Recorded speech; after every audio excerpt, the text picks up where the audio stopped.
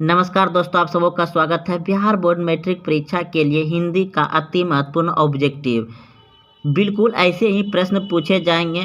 आप इस वीडियो को अंत तक जरूर देखें। तो आइए प्रश्न को पढ़ें, समझें और याद रखें।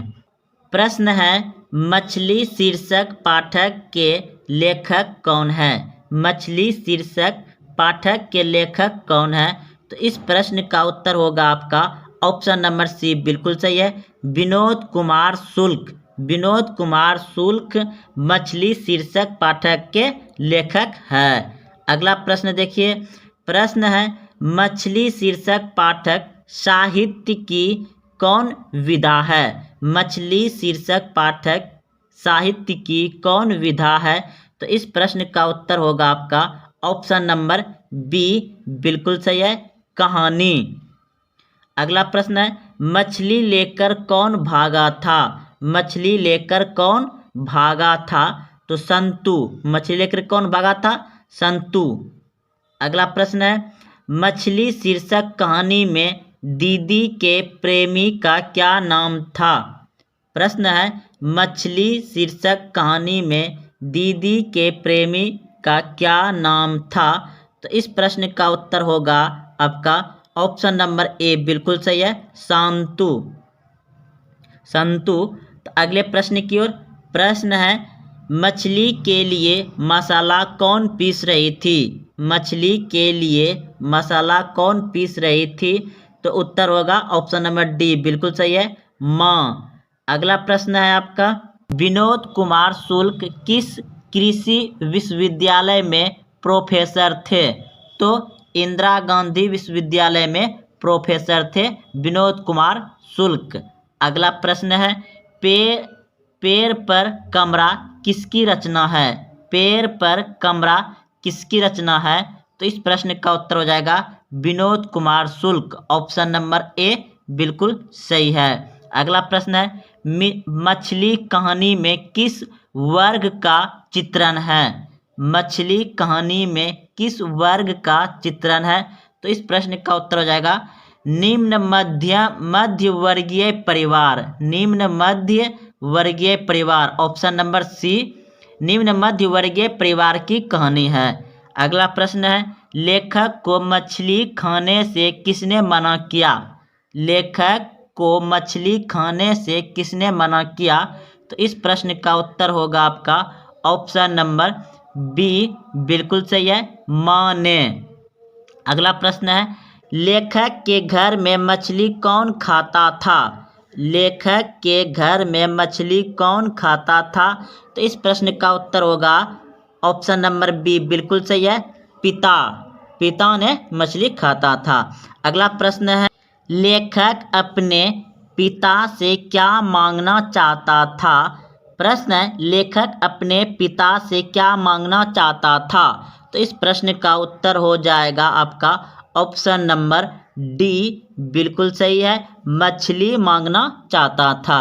अगला प्रश्न है, विनोद कुमार शुक्ल का जन्म कब हुआ था? विनोद कुमार शुक्ल का जन्म कब हुआ था?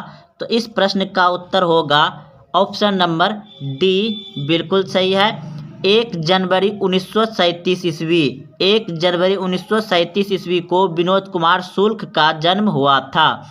अगला प्रश्न है, बिरजू महाराज की ख्याति किस रूप में है? तो इस प्रश्न का उत्तर हो जाएगा आपका ऑप्शन नंबर ए, बिल्कुल सही है, नर्तकी के रूप में है। अगला प्रश्न है कि हलकरों का अर्थ होता है? तो इस प्रश्न का उत्तर होगा आपका ऑप्शन नंबर बी, बिल्कुल सही है, संदेश वाहक। संदेश वाहक। अगला प्रश्न है, पंडित बिरजू महाराज लखनऊ घराने की किस पीढ़ी के कलाकार है? तो इस प्रश्न का उत्तर हो जाएगा आपका 7वीं पीढ़ी, ऑप्शन नंबर बी, बिल्कुल सही है। अगले प्रश्न की ओर। प्रश्न है कि पंडित बिरजू महाराज साल के थे तभी उनके पिता का देशवासन हो गया। देवासन हो गया। तो इस प्रश्न का उत्तर होगा आपका ऑप्शन नंबर ए बिल्कुल सही है। 9.5 साल के उम्र में ही उसके पिता का देहांत हो गया, देशवासन हो गया। ऑप्शन नंबर ए बिल्कुल सही है। अगला प्रश्न है, जीत जीत में निखारता हूँ पाठक की विधा है। जीत जीत में निखारता हूँ पाठक की विधा है। तो इस प्रश्न का उत्तर होगा आपका ऑप्शन नंबर ए बिल्कुल सही है, साक्षात्कार। अगला प्रश्न है बिरजू महाराज खुद को किसका शागिर्द मानते थे। तो इस प्रश्न का उत्तर होगा ऑप्शन नंबर ए बिल्कुल सही है, पिता का। अगला प्रश्न है, पंडित बिरजू महाराज का जन्म कहाँ हुआ था। पंडित बिरजू महाराज का जन्म कहाँ हुआ था। तो इस प्रश्न का उत्तर होगा ऑप्शन नंबर बी बिल्कुल सही है, लखनऊ में। अगला प्रश्न है, पंडित बिरजू महाराज का जन्म कब हुआ था। पंडित बिरजू महाराज का जन्म कब हुआ था। तो इस प्रश्न का उत्तर होगा 4 फरवरी 1938 ईस्वी में। 4 फरवरी 1938 ईस्वी में हुआ था। अगला प्रश्न है, बिरजू महाराज कौन सा वाद्य यंत्र बजाते थे। बिरजू महाराज कौन सा वाद्य यंत्र बजाते थे। तो इस प्रश्न का उत्तर होगा उपयुक्त सभी बजाते थे। सितार बजाते थे, गिटार बजाते थे, हारमोनियम बजाते थे। उपयुक्त सभी, ऑप्शन नंबर डी सही है, उपयुक्त सभी।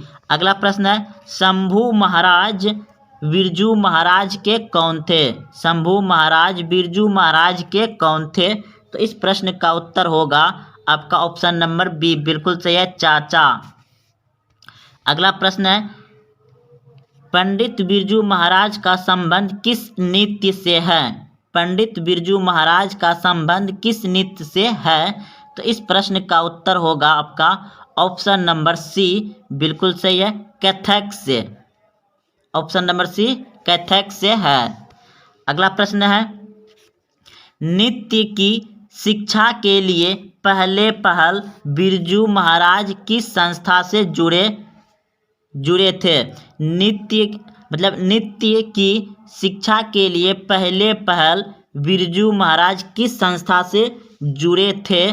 तो इस प्रश्न का उत्तर होगा आपका ऑप्शन नंबर बी बिल्कुल सही है, हिंदुस्तानी डांस म्यूजिक दिल्ली। हिंदुस्तानी डांस म्यूजिक दिल्ली से जुड़े थे डांस के लिए। अगला प्रश्न है, बिरजू महाराज अपना सबसे बड़ा जज किसे मानते थे।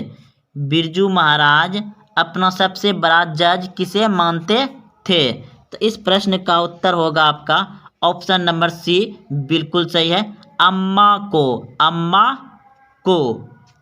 चलते अगले प्रश्न की। पहला प्रश्न है, मेरे बिना तुम प्रभु पाठ के लेखक है। मेरे बिना तुम प्रभु के पाठ का लेखक कौन है।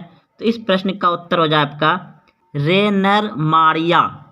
ऑप्शन नंबर डी बिल्कुल सही है, रेनर मारिया। अगले प्रश्न की ओर।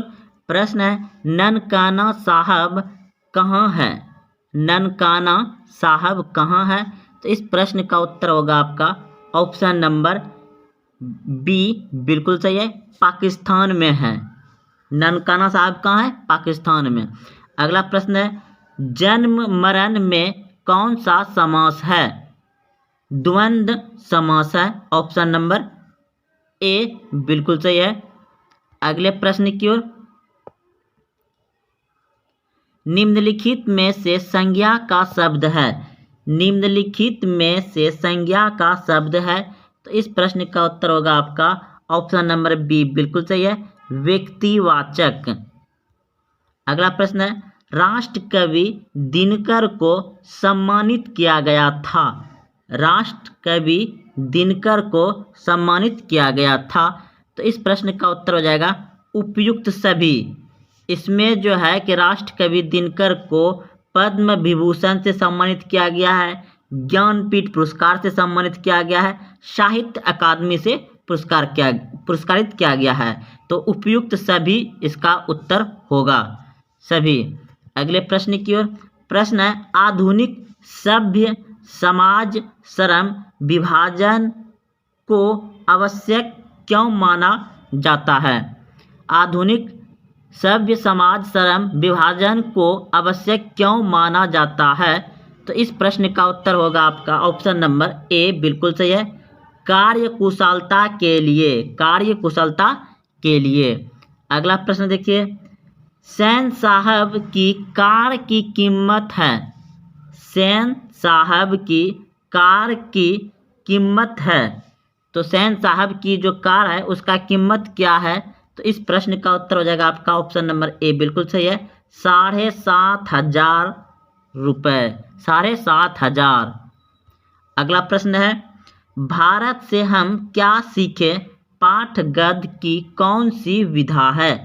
भारत से हम क्या सीखे पाठ गद्य की कौन सी विधा है? तो इस प्रश्न का उत्तर हो जाएगा आपका ऑप्शन नंबर ए, बिल्कुल सही है, भाषण। अगले प्रश्न की ओर। प्रश्न है आपका कि मुहावरा है और मुहावरे से भी प्रश्न पूछे जाते हैं, एक दो प्रश्न मुहावरा से पूछा जाता है, तो ये सभी मुहावरा प्रश्न पूछे गए हैं।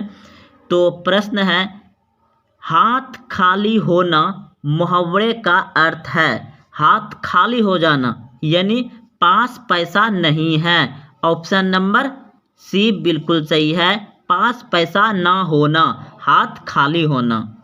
अगले प्रश्न की ओर। प्रश्न है, कमर कसना मुहावरे का अर्थ है, कमर कसना मुहावरे का अर्थ है, तो तैयार होना, ऑप्शन नंबर बी बिल्कुल सही है, कमर कसना मुहावरे का अर्थ है तैयार होना। अगला प्रश्न देखिए।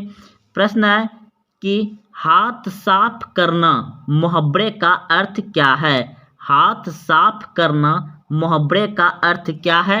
तो ऑप्शन नंबर सी बिल्कुल सही है, हाथ साफ करना यानी चोरी करना, हाथ साफ करना यानी चोरी करना, ऑप्शन नंबर सी बिल्कुल सही है। अगला प्रश्न है, अकल पर पत्थर पड़ना, अकल पर पत्थर पड़ना मुहावरे का सही अर्थ क्या है? तो इस प्रश्न का उत्तर हो जाएगा आपका ऑप्शन नंबर डी बिल्कुल सही है, बुद्धि भ्रष्ट होना, बुद्धि भ्रष्ट होना। चलते अगले प्रश्न की ओर। प्रश्न है, अनुराग में कौन सा उपसर्ग है? अनुराग में कौन सा उपसर्ग है? तो इस प्रश्न का उत्तर हो जाएगा आपका ऑप्शन नंबर ए बिल्कुल सही है, अनु, अनुराग में कौन सा उपसर्ग है? अनु, ऑप्शन नंबर ए सही है। अगला प्रश्न है कि पराजय, पराजय में कौन सा उपसर्ग है? पराजय में कौन सा उपसर्ग है? तो इस प्रश्न का उत्तर होगा आपका ऑप्शन नंबर बी बिल्कुल सही है, पाड़ा, परा का पाड़ा। अगला प्रश्न है, परिश्रम में कौन उपसर्ग है? परिश्रम में कौन उपसर्ग है? तो इस प्रश्न का उत्तर होगा आपका ऑप्शन नंबर ए बिल्कुल सही है, परी, परी, परी।